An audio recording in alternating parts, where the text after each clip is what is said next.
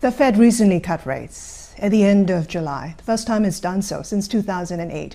Where do you see interest rates? Do you think bigger cuts are needed at this stage? I think that, yes, I think you will see greater interest rate cuts as you start to see the world economy starting to slow down.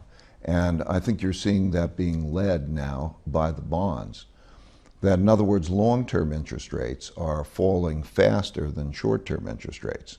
And that is inverting the yield curve. And when that happens, it means that cash is more attractive than bonds.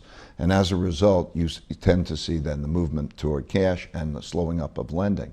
So we have a situation in which there's a lot of pressure to cut rates at a time where the economy yet is fairly operating at a fairly high level. Do you think the Federal Reserve has the ability to avert a sharp and serious slowdown? Or is the possibility of a fiscal stimulus now more likely? I think that we're now in a political year. So the fiscal stimulus, there's not going to be anything happening in the United States in the way of fiscal stimulus till we get past the elections. And then when we get past the elections, I think then there'll be examination of, depending on who gets in, there'll be a big change probably in fiscal policy. So I don't think you're going to see much of a change in fiscal policy anytime soon. I think there's a time horizon that we should look at the markets that is also marked by the election. And I think that that'll have bearing on relations between China and the United States and so on. And so if let's step back maybe and put the big factors in perspective, I think, and then put a time horizon to that. I think the big factors are we are rather late in both the short-term debt cycles and the long-term debt cycles, meaning the capacity of central banks to produce stimulation. It can be measured by their ability to lower interest rates significantly and do quantitative easing and have that purchased.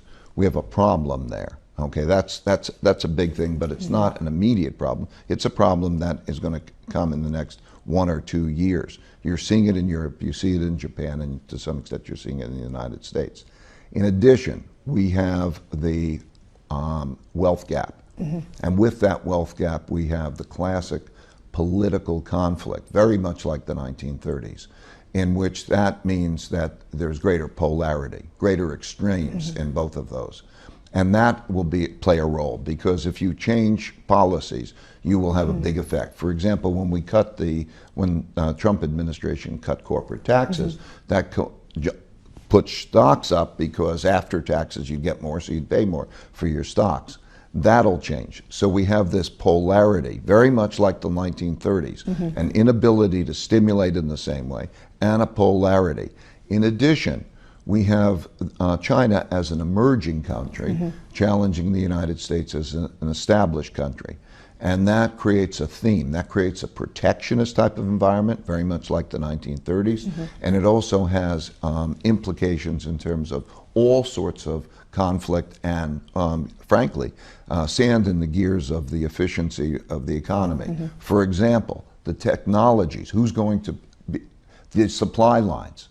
In other words, we built an economy in which there was interdependency and efficiency coming from supply lines working in a certain way. Now, as we enter this environment of conflict, there needs to be, for personal security, for the security of the countries, there is a move toward independence. The United States says, I don't want your technologies. And China says, I can't depend on you giving me your technologies.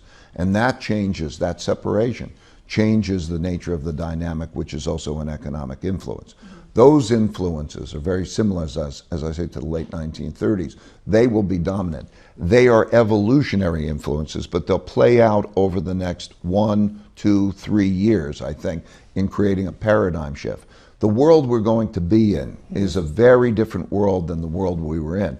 The world we were in started in 2008 and had to do with central banks printing money and stimulating, and that is reaching its limit. And that's why I think we're going to see a paradigm shift.